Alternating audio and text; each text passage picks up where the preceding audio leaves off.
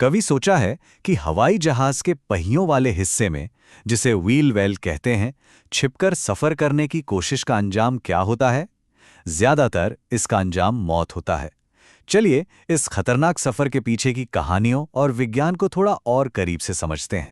हमारी आज की पड़ताल एक बहुत ही चौंकाने वाली और एक ऐतिहासिक तस्वीर से शुरू होती है। एक ऐसी तस्वीर जिसने सच में पूरी दुनिया को हिलाकर रख दिया था। ये जो तस्वीर दिख रही है ना, ये कोई बनावटी या एआई से बनी तस्वीर नहीं है, ये बिल्कुल असली है। इसे जॉन गिल्पिन नाम के एक व्यक्ति ने सिडनी एयरपोर्ट के पास खींचा था। और जानते हैं सबसे डरावनी बात क्या है?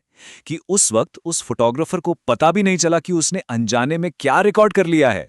तो फिर सवाल ये उठता है कि इस दिल दहला देने वाली तस्वीर के पीछे की असल कहानी क्या है? आखिर कौन था वो लड़का और वो उस हवाई जहाज के पहियों के बीच कर क्या रहा था? ये था कीथ सैप्सफोर्ड, सिर्फ 14 साल का एक लड़का। उसके अंदर ना दुनिया घूमने का एक गजब का जुनून था। वो कोई बेहतर जिंदगी की तलाश में नहीं भागा था, बल्कि सिर्फ घूमने के रोमांच के लिए एक बॉयज हॉस्टल से भाग निकला था। और देखिए विडंबना कैसी है। कीथ के पिता ने ही उसे एक बार एक स्पेनिश लड़के की कहानी सुनाई थी, जो ठीक इसी तरह हवाई जहाज के पहियों में छिपकर सफर करते हुए मर गया था। ये कहानी उसे डराने के लिए सुनाई गई थी, लेकिन कीथ वो उसी कहानी से प्रेरणा ले बैठा। कीथ की कहानी बेहद दुखद है, पर अफसोस की बात यह है कि वो अकेला नहीं है। अब जरा देखते हैं कि वैज्ञानिक तौर पर यह सफर इतना खतरनाक, इतना जानलेवा क्यों होता है। व्हील वेल में छिपकर सफर करने वालों का जो मृत्यु दर है वो 77% से भी ज्यादा है। इसका मतलब साफ है, 100 में से 77 से ज्यादा लोग अपनी मंजिल तक कभी नहीं पहुंचते। यहां जिंदा बचना कोई नियम नहीं, बल्कि एक चमत्कार है। व्हील वेल के अंदर एक इंसान को इन 5 बड़े खतरों का सामना करना पड़ता है। चलिए एक एक करके इन्हें समझते हैं। सोचिए, जब प्लेन 30,000 फीट से ऊपर उड़ रहा होता है तो वहां हवा इतनी पतली हो जाती है कि शरीर को जरूरी ऑक्सीजन मिल ही नहीं पाती। ये कुछ ऐसा है जैसे आप बिना किसी ऑक्सीजन सिलेंडर के माउंट एवरेस्ट की चोटी पर पहुंच गए हों। बस कुछ ही मिनटों में दिमाग काम करना बंद कर सकता है। -60 डिग्री सेल्सियस ये आर्कटिक की सबसे सर्द रात में होने जैसा है। इतनी ज्यादा ठंड में शरीर के अंग एक एक करके काम करना बंद कर देते हैं, खून का बहाव लगभग जम जाता है और इंसान कुछ ही देर में मौत की नींद सो सकता है।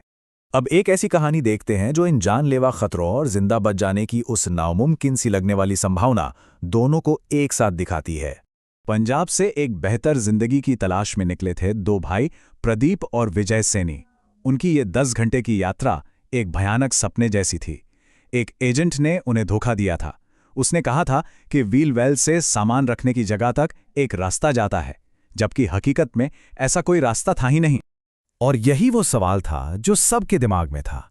कैसे, आखिर कैसे प्रदीप सैनी इस मौत के सफर से जिंदा वापस आ गया? इसका जवाब एक ऐसी अविश्वसनीय जैविक घटना में छिपा है जो सुनने में किसी साइंस फिक्शन फिल्म जैसी लगती है। प्रदीप का शरीर एक तरह से हाइबरनेशन में चला गया था। मतलब जैसे कोई जानवर लंबी सर्दियों में सो जाता है, ठीक वैसे ही उसके शरीर ने अपनी सारी क्रियाओं को एकदम धीमा कर दिया। और इसी वजह से वो उन हालात में भी जिंदा बच गया जहां मौत लगभग तय थी। चलिए अब एक बिल्कुल हाल के मामले की तरफ बढ़ते हैं, जो उन दुर्लभ वजहों को और साफ करता है जो किसी को जिंदा बचा सकती हैं। अफगानिस्तान के मुश्किल हालात से भागकर ये 13 साल का लड़का जब दिल्ली एयरपोर्ट पर सही सलामत मिला तो अधिकारी भी हैरान रह गए। ये हुआ कैसे? ये कैसे मुमकिन था? जब दोनों यात्राओं को आमने सामने रखकर देखा गया तो एक फर्क साफ नजर आया, और वही सबसे बड़ा फर्क था उड़ान का समय।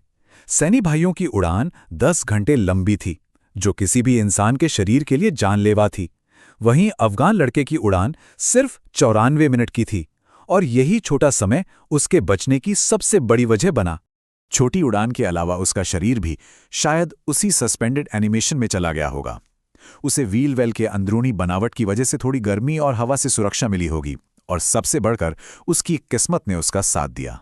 तो इन सारी कहानियों से एक बात तो बिल्कुल साफ है, ये कोई एडवेंचर नहीं है, ये अपनी जिंदगी के साथ खेला गया एक जानलेवा जुआ है। हमें ये याद रखना होगा कि ऐसी कोशिशों के पीछे अक्सर रोमांच नहीं, बल्कि गहरी हताशा और लाचारी होती है। साल 2021 में काबुल की वो तस्वीरें इसका सबूत हैं, जब लोगों ने अपनी जान जोखिम में डालकर एक उड़ते हुए जहाज को पकड़ने की कोशिश की थी। हाँ, कुछ लोगों का जिंदा बच जाना एक चमत्कार है, लेकिन असलियत यही है कि व्हील वेल एक मौत का जाल है। ये कोई रास्ता नहीं, बल्कि एक ऐसा जुआ है जिसमें जीतने की उम्मीद ना के बराबर है। और ये सब हमें एक आखिरी सवाल पर लाकर छोड़ देता है। आखिर वो कौन सी मजबूरी या हताशा होती है जो किसी को इतना बड़ा और इतना जानलेवा जोखिम उठाने पर मजबूर कर देती है?